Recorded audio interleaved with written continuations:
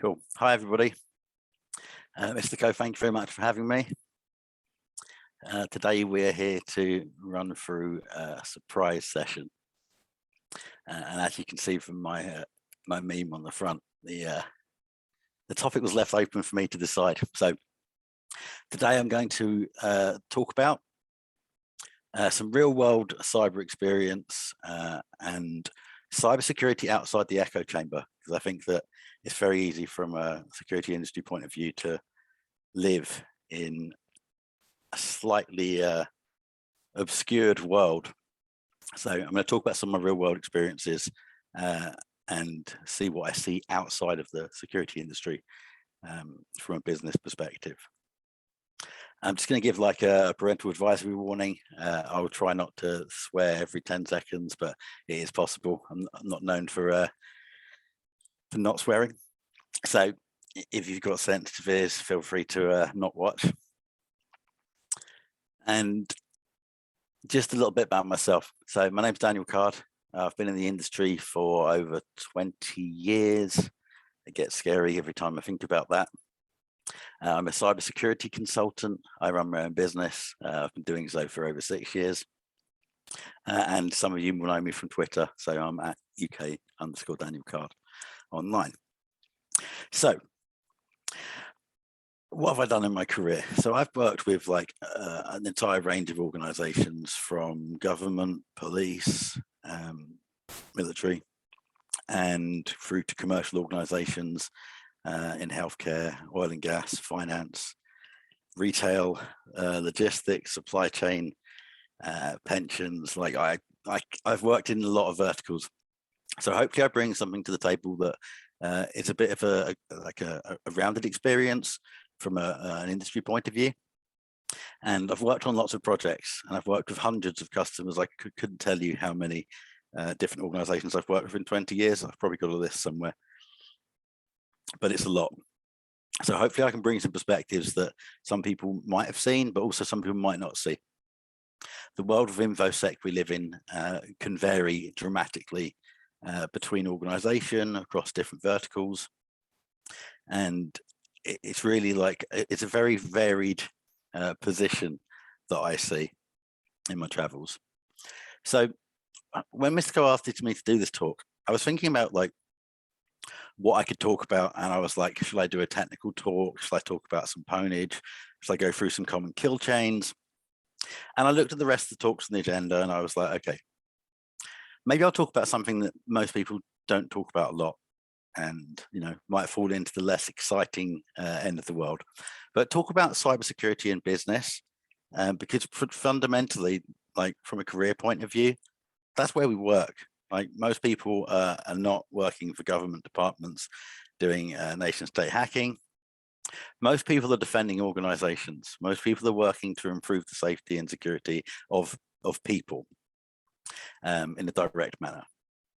So I thought what I'd do is like look through and talk about some of the things I see in the industry, look at how I see the world of cybersecurity, look at how I see some of the changes in the landscape, and try and give some different perspectives. Like some of which I'm going to talk about is like the financial side, and looking at like the program side, and looking at how security is from like what I call cyber reality point of view. Because I think that it's very easy if you work in a large organization, or if you're in a specific area, to see the world in a certain way. So hopefully I get to bring in some views of the world that are slightly different. They won't necessarily reflect everyone's experiences, but they do reflect mine. And hopefully that will give people some insight. So I wanted to show people like some different ways and perspectives of how I see this. And the aims of my talk are really to sharing some of my realities of cybersecurity, looking at what it looks like from a consulting and a business perspective, trying to help people understand some of the business picture, and also trying to motivate people as well, because this is an industry that, imposter syndrome, burnout, and various different like human factors are talked about quite a bit. And we've got challenges on our hands as a human race. So I think it's important to work out that as a human race, I think we should defend harder. There's so much talk about offensive security. There's so much stuff in the news. And I'm like, well, how do we solve these problems? Because looking back over the last 20 years, I don't see things changing hugely. Like our technical capabilities increase, but so do the attackers.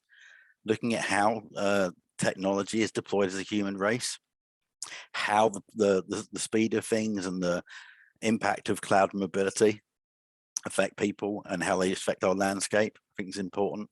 And I think it's also to talk about the fact of not everything's all about sockets and payloads and exploits and vulnerabilities. There's a lot to the information security world that is far more human. There's a whole range of project management, governance, risk, compliance, and various different areas of the world, which I don't think really get enough time. So that's sort of to reiterate how we go with this. There's stuff you can do with technology that's amazing. The world is like highly connected these days. But with that brings a load of different threats. So what does the modern day threat landscape look like? What are the realities of that threat landscape in the business world? What does that impact mean from like a geopolitical and conflict point of view? Everyone's probably seen like the news and the number of cyber events and the events that are starting to impact people from a daily point of view. You can look at that from the pipeline perspective. And looking at how we can use hacking skills to enable ourselves.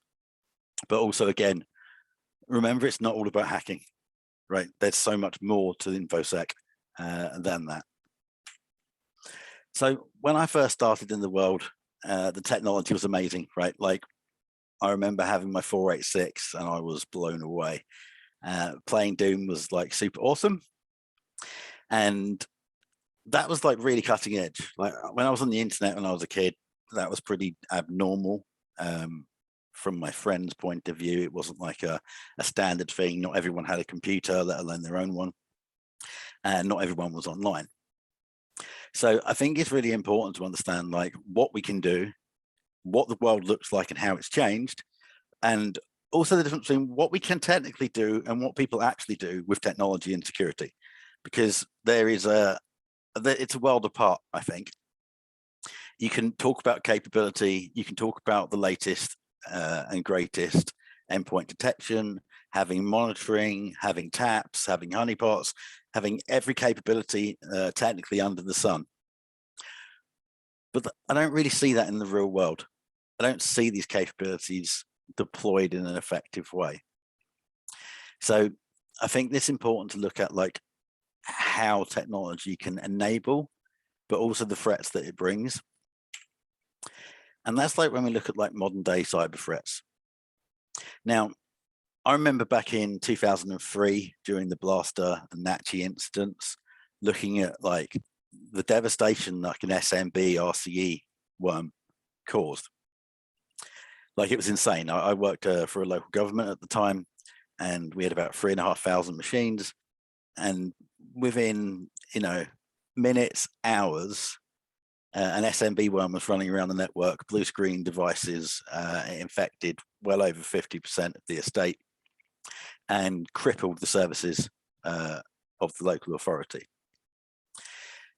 I remember at the time saying to a colleague, fuck, like, it's a really good job they didn't delete everything. Now, I hadn't really thought about ransomware at the time, but given how long ago that was now, we've seen a different change, I guess, in how malware, how viruses, how hacking, how activism are deployed. We've gone from, this being relatively niche, relatively, less impactful from a global humanity point of view, being to something that's on the radar of every government. You've got government cybersecurity strategies, you've got ransomware task force, you've got this whole ecosystem around cybercrime.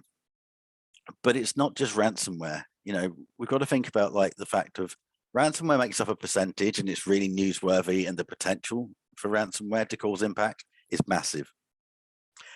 But we've also got to think about all the other things like crypto mining, like denial of service, like the extortion elements, like hostile nation states and the espionage, and what this looks like as well from just a general fraud point of view. I mean, we talk about ransomware loads, but Beck, like business email compromise, is an absolutely huge problem. It doesn't require a lot, a bit of social engineering, a couple of hijacked mailboxes, and you can start getting people to transfer money out of their accounts into a criminal account, or at least going through a supply chain and going through that washing process to steal your money. So like the threat landscape is absolutely huge, and as we've put more technology into more people's hands, as we've increased bandwidth, reduced latency, as we've enabled mobility, as we push everything into the cloud, all of this stuff just gets sort of worse, because humanity doesn't generally tend to deploy technology in a safe way, right? And if you look at from like the 80s to now, the technology adoption rates are absolutely phenomenal. I mean, I've got a graph somewhere, but you look back to when when TVs were introduced into households, and I'm talking like black and whites, and when color TVs came in, and then like the pace of change over time, the pace has so dramatically increased. It's insane. So with this, what we've got this massive change of pace. We've got this miniaturization. We've got this adoption of tech everywhere. It's completely pervasive. I don't think you can, I don't even remember having cash. Like literally, you can't do anything these days without interfacing with a computer, even if you try not to. I think even if you go and get a bus now, you're basically going and connecting to a network, which is insane. So the threat landscape is absolutely diverse. It's absolutely impactful to daily life. It is absolutely a humanity problem. It's not just an InfoSec problem. This is like a life issue. And then you can roll into that additional threats like snake oil salespeople, marketing, and all of the challenges you get around the technology and cybersecurity industry, which in some aspect becomes a threat, because not everyone in the world lives in the cybersecurity community. They don't live in the InfoSec bubble. So there's quite a lot of different perspectives on the world. And what we also see is, what does it actually mean for businesses? And every breach, it's like we take your security seriously. But is that the reality? Do organizations really take security seriously? And I'm going to touch on this in a bit later. But when we look at like the amount of money invested, it's a really important consideration to make. And this goes on back to the reality of that businesses aren't there to be secure. They're there to make money, or they're there to achieve their mission. If you think about non-profit, but businesses don't exist with security at their forefront of mindset. That's not necessarily a bad thing, right? Businesses operate with risk. They operate with market conditions. They have cost profiles. They have profit and margin requirements. But in the end, business is about business. So when we talk about cybersecurity and we talk about some of these things, we've got to look at the position of, why doesn't everyone see the world the same we do? And I think that's like a super important perspective to have, because developing a good security understanding and a good security posture requires understanding different stakeholders and different elements to the business, and having a range of different viewpoints. Because if we just said everything should be confidential, the integrity should be maintained, and it must be available all the time, that sounds great. But generally, security causes friction. So what we see, and this is, you haven't got to take my word for this, you can just put on the news and look around you, right? Go into different networks, go and have a look at what the posture's like. Security is not, in most organizations and in most verticals, the #1 priority. Doing business is. And in this sense as well, it's like the number of vulnerabilities in the landscape and the way we see the world from a cyber perspective, there's so much to worry about. There's so much high levels of technical debt. There's so many vulnerabilities. There's so many misconfigurations. The conversation around, like, if you lead it with risk and fear and, all these, the list is huge. It comes across quite differently, I think, to people who don't live in this world, right? There's also the reality about, like, what actually matters, because you've only got a finite amount of resource, and you've only got a finite amount of time, and you've got to go to market, and you've got to make money, you've got to stay afloat, you need cash flow. There's all these like competing demands. And security is really based on a constraint model. Even like the organizations that throw billions at this stuff still have major incidents. So security isn't simple. It can't simply be solved by throwing money at it. And it's not the primary objective. So you've got to look at that from a business perspective. And I also think there's this point of, you know, your realities that you see and the way that you interface. Different people don't have the same level of education. They don't have the same levels of experience. They don't see their digital landscape the way that someone from a cyber point of view might do. And that's also like, that doesn't mean that one's right or wrong. Because if you take too hard an approach, you'll probably introduce friction and you'll probably create availability issues. Conversely, if you're too risk hungry, and you don't consider this stuff, you might survive for a while, right? Like I see a lot of organizations with really shocking security postures, and for luck reasons, I guess, they aren't pwned. I mean, I've run honeypots where I'm like, I've put a service up that's vulnerable to RCE, and they don't get pwned sometimes. So there's sort of like a balancing act of reality. So I think it's important to understand what different people see, and not everyone lives in our security rabbit hole. Now, I said I was going to talk about money. Now, don't take these figures like as gospel, because they're not. They're literally just broad brush strokes. But when we think about cybersecurity and how much money is spent on it from a business perspective, and this changes completely down to each organization, but as a general broad rule of thumb, marketing budgets are estimated to be about 5 to 12% of revenue. When we look at technology spends across verticals, they're around 5%. So you can already see that there's a potential, you know, what's more important, marketing or IT or technology, right? And then when we start looking at security spending, which is a bit of it's a bit of a black hole, because for loads of different reasons, it's quite difficult to work out what an organization spends on security. Not only that, but organizations aren't particularly open book, either internally or externally, with what they spend, mainly because they often don't know.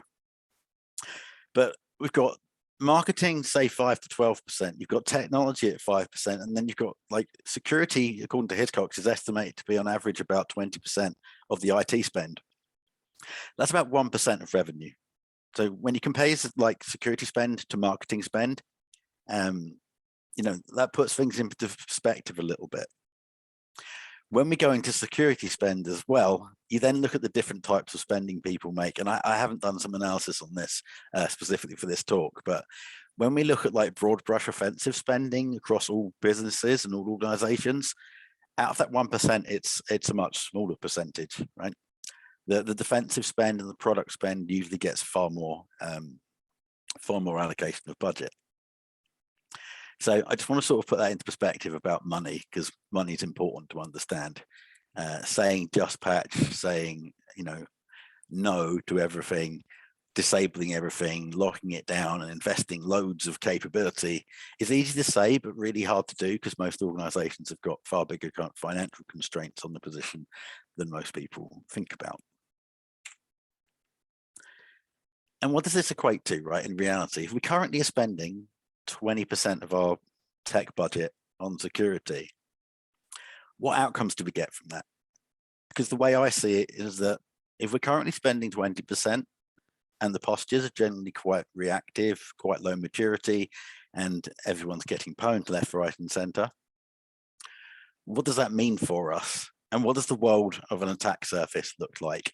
And I literally mean the world, because thanks to services like Shodan or Census, we can look, or at least we can start to look at what the public internet looks like.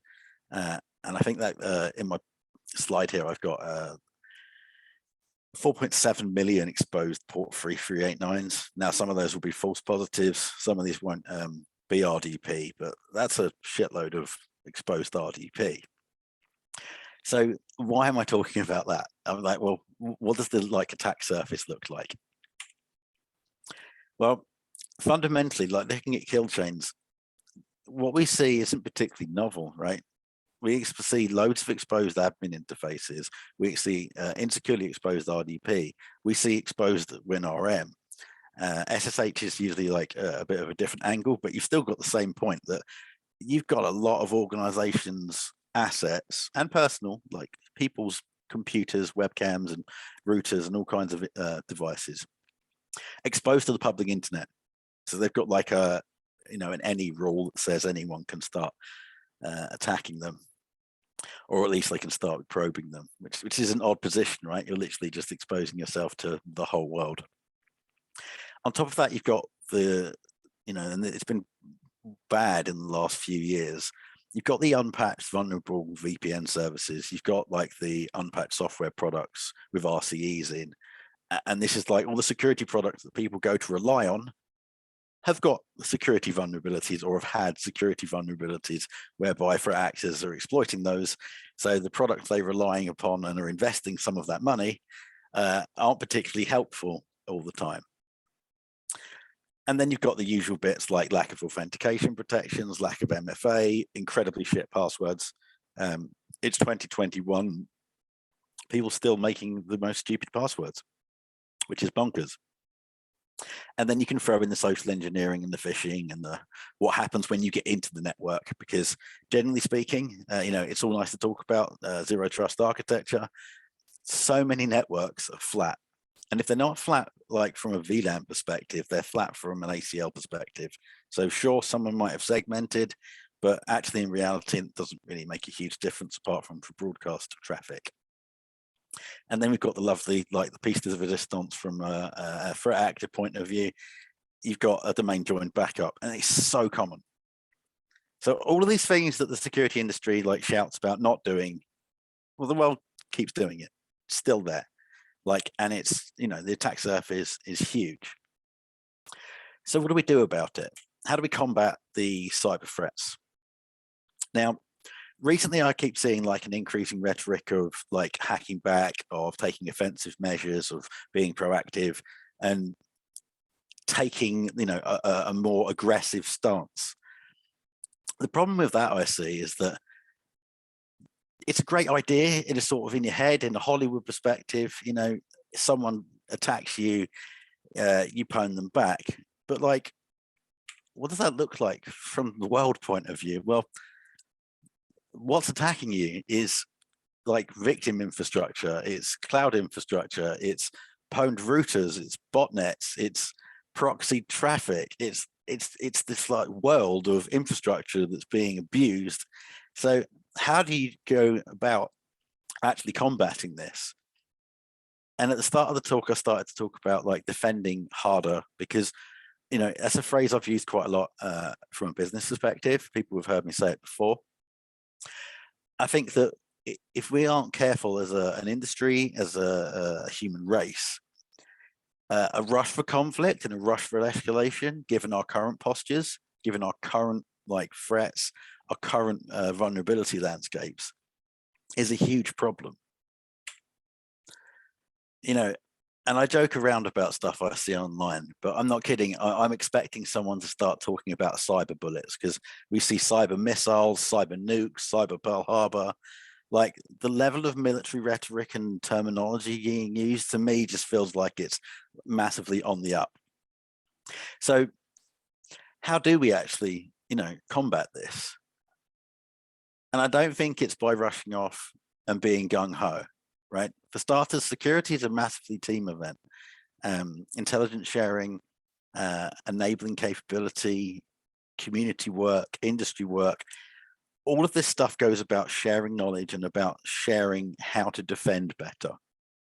And don't get me wrong, there absolutely are cases where action should be taken from a legal, political, and from a computer network exploitation point of view. Let's not be stupid about this. There are people out there doing serious damage, and things do happen, both on the attacker and the defender side of the world, right?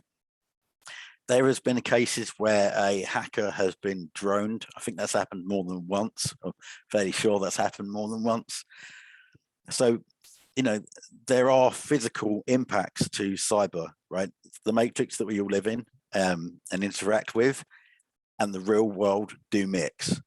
But this also happens from a defender perspective. I'm not going to go on about the pipeline stuff, but knocking out a pipeline, even if it wasn't a direct action and it was because the pipeline shut the service down because they couldn't bill, the impact of cyber and reality is increasing. And I'm not saying that from a FUD point of view. It's just the nature of the fact of as technology is more pervasive, as technology is more integrated, we're going to see more impact from technology and cyber-related events.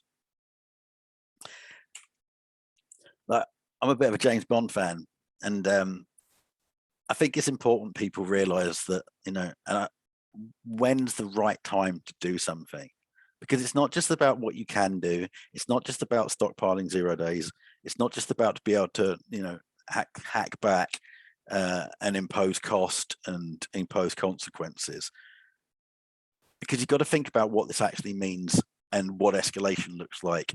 And, it's all very well and good to be able to do something in a CTF. It's very well and good to be able to do it in a lab.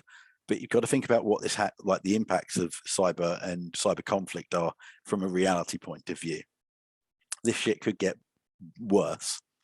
And I'm saying that like, it's not already bad enough as it is.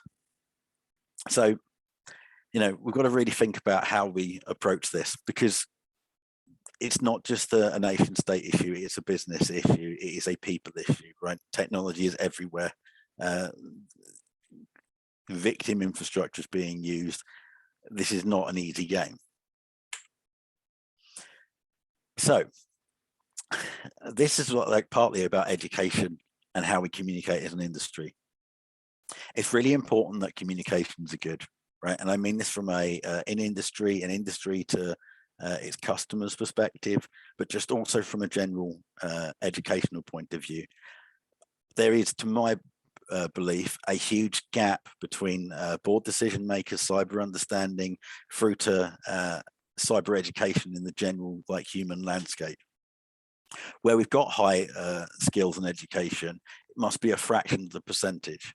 And inside of that space, we've also got the challenge of, we work in an industry that's highly technical. There's lots of focus on hacking, exploitation, on vulnerability research, on, cool stuff. But if we aren't able to communicate effectively with people that are non-cyber, and non-techies, it creates a real big problem. So communication is something that I think that the cybersecurity industry needs to up its game on. I mean, it doesn't help as well if you look at the impact of this. The difference in understanding between the cyber industry and, someone that was the leader of the free world thinking that you need 15% of a password is insane, right? It just doesn't compute in logic. But the world isn't logical. Humans aren't logical. And cybersecurity is really difficult, right? There's so much to learn. It's so fast paced, but it's not all about technology. At the end of the day, it's so easy to wreck someone's infrastructure with a simple mistake. It's so easy to click a phishing link. It's so easy to click approve on an MFA app. Human error is something that boards that I talk to are really worried about. Resilience in the workspace, resilience from a digital landscape point of view, is not an easy thing to click your fingers and implement. It's not something you can just buy. You can't just deploy a product and all of your cyber risks disappear. And you've got to do that, generally speaking, on top of a mountain of technical debt. So from a business point of view, this stuff's really not easy. And it's most certainly not all about code. It's not all about technical vulnerabilities. There is so much that makes up this landscape. And not everybody really understands this. I still am talking to organizations where people are saying, we're not a bank. We don't need these things. Another typo famous for Dan here. People that haven't had incidents, they don't think it'll happen to them. or when you look at the juxtaposition between current investments and current spending in organizations to what they probably need to spend, the gulf could be huge. And then you've got the view of, people think that security is a product, which doesn't really work. Now, I'm not going to go deep diving into this, but I like using Pencastle a lot. It's like you can do most of an internal pen test in about 2 minutes. But from the audits that we've been running with customers, so many organizations have got the classic list of vulnerabilities, right? They're all vulnerable to the same shit that's been there forever, essentially. So how do we help people see this? How do we make sure that we're communicating effectively? How do we make people understand what a pen test is and isn't? And I think that also goes for inside the community, and how do we enable people coming into this space? Because at the minute I sit around like this, right? I'm like, when you start looking at all this stuff, it all starts to look a little bit like the world's on fire. But in reality, the world is continuing to exist. So there's definitely a balance between what you can see from a risk perspective, and then the chaotic nature of life and what happens. But this is kind of where you sit from a knowing point of view. And when you're in the rabbit hole, when you've gone down the rabbit hole from an InfoSec point of view, it kind of changes your perspective on things, which may be a good or bad thing. The good part about this stuff is that we as an industry are sort of maturing, right? What was really good for me to see this year was insecure design being on the OWASP top 10. It's something that sort of people generally haven't thought about. At least that's my experience. Unless you've got a contractual requirement, designing a solution and a service to be secure from a people, process, and technology perspective is not bloody simple. It's really difficult. It takes time, effort, commitment, motivation, and resources. And if we look at the normal vulnerabilities, I've just picked a couple of the ones that get people pwned and are used in ransomware actors, like Kerberos roasting, crap passwords. Jesus, the number of incidents you'll see where the threat actors got in and their priv route, if they aren't already admin, is to open a document and read the admin credentials. That, let alone the fact of so many organizations don't have monitoring, or they think it's monitoring, but they never test it. So you've got this whole reality where we've got insecure organizations, insecure infrastructure, and a whole pile of security debt. The good news is that we've got awesome people with great skills, right? The InfoSec community is blood. It's awesome, right? But it's also not just about hacking. Now, when we look at the kind of skills and capabilities we need, I've talked about communication already, but it's really important to understand that not everything is solved by a pen test, and a pen test is not the answer to everything. There are so many things to consider from a skills, capability, roles, and how this works from a target, from an operating model and a business perspective. InfoSec is one of the broadest industries and deepest that I think I've worked in, because it is so varying. There's so many different skills and capabilities required, and it's absolutely a team game. And it's not all about exploitation, right? I mean, I sometimes worry whether or not people think that pen testing is getting shells all the time and pwning everything. And sure, in some situations you get really deep levels of access, you get really high privileges. Sometimes you don't, right? Web app testing, you're not going to be popping shells generally everywhere and breaking from someone's hosted web service into their corporate backend and getting to their backups and stuff. The way businesses are architected and the way that networks are set up generally doesn't look like that. That being said, there are some really cool tools, and you don't need a lot of capability to go quite far, right? If you can get a position in a network, you can run the standard tool set, and you can start causing damage. Now, we are starting to see some of that change. operating systems and applications are getting better, but this is like the tortoise and the hare, a glacial type movement. Interoperability is a huge challenge that people need to understand, is that you can't just put everything out there with all of the old stuff turned off. It breaks things. But I do think that, you know, when we look at how we are deploying tech, there's still not a secure by design, secure by default position. It's it could be hardened if you do the effort. It could be better if you want to disable interoperability. And we're seeing a slow change, but it is really slow. So you can still run all of these tools generally and get to DA pretty quickly, which is, you know, again, a bit shocking, really, given it's 2021. But going back to business, right? What do we do about all of this? One of the challenges I think that we massively suffer from is people seem to think security can be bought in terms of it's a product, it's a box ticking exercise. That, like, in reality, just doesn't work, right? I've not seen anyone just deploy a product and suddenly all their security worries go away. So there's some sort of messaging that I think is important for people to think about and to communicate to people, right? Non-security people. It's like, what are the realities of doing security programs, like standing up capabilities that often don't exist? Well, discovery and pen testing and audits and stuff are the starting point. They're not the end point. You don't buy a pen test and then once it's, you know, yay, you've got a report. You know, that is the start of investments, the start of change. And you could argue that isn't even the best point to start, but that's a whole talk in itself.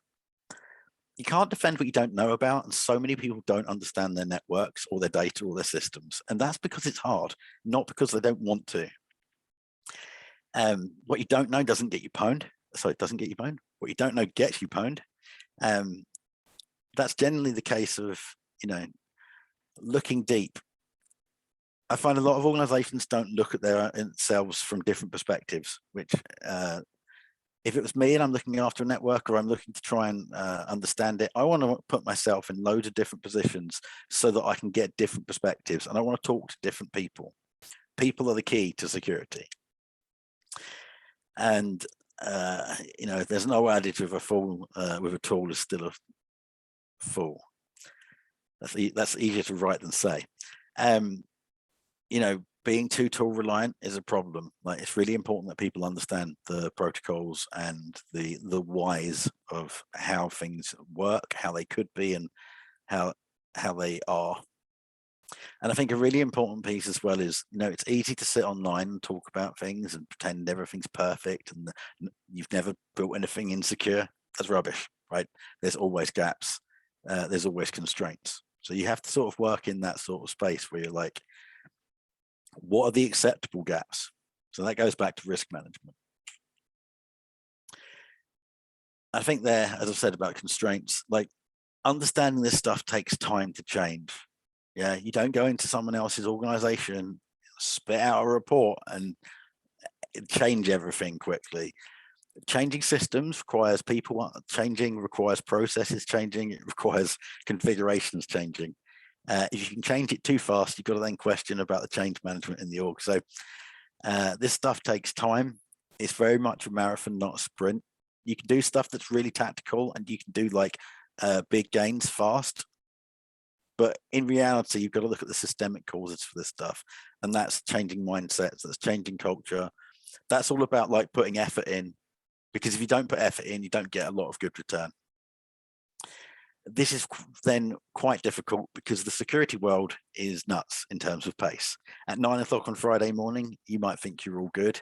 At 9:05, you might see a tweet that says your Exchange server's vulnerable to an RCE. How do you keep on top of that? You know, really key point here is like defending as a team. If you aren't working as a team, not just in the security department, but in the technology, but outside with the business, you're not in a winning position, right? People and change do not go well. Some key points. Defense without testing, without offense, doesn't really work from my perspective, right? You end up making too many assumptions. I found in my career that like I've built loads of stuff that's insecure when I was younger, and it was because I didn't have enough offensive knowledge, right? And I think that's a general piece. So I'm really like keen on improving people's offensive knowledge. I think that through offense we build better defense. I think that we need to sort of recognize that pen testing shouldn't be a goal, right? It should just be an activity. Security testing, security assurance, simulations, tabletops, and validation of your current state is like a continual activity. A few changes by on your systems can change your risk landscape dramatically. And I think to enable this, we need to sort out communications. Being able to talk to people in businesses, to be able to talk in language which is not completely techno jargon and gobbledygook is really important. I also think that rushing into cyber war isn't a great idea either, right? Like, you've got to really think about what you can do from an offensive perspective. I don't have like a particular view on that at the minute. Like, it's too complicated a subject, but you know, learning offensive skills needs to be done in the right manner. Deploying the capabilities, again, there's an ethical, moral, and implication and impact that has to be considered. So, you know, these days there's CTFs everywhere. You know, the level of knowledge sharing is growing, and it's great, and you know, but we've got to look at like what we do with that, right?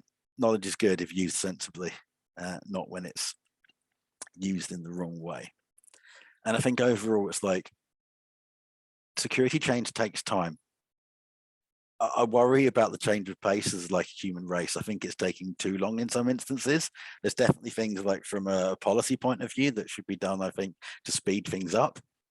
But in reality, change is slow. So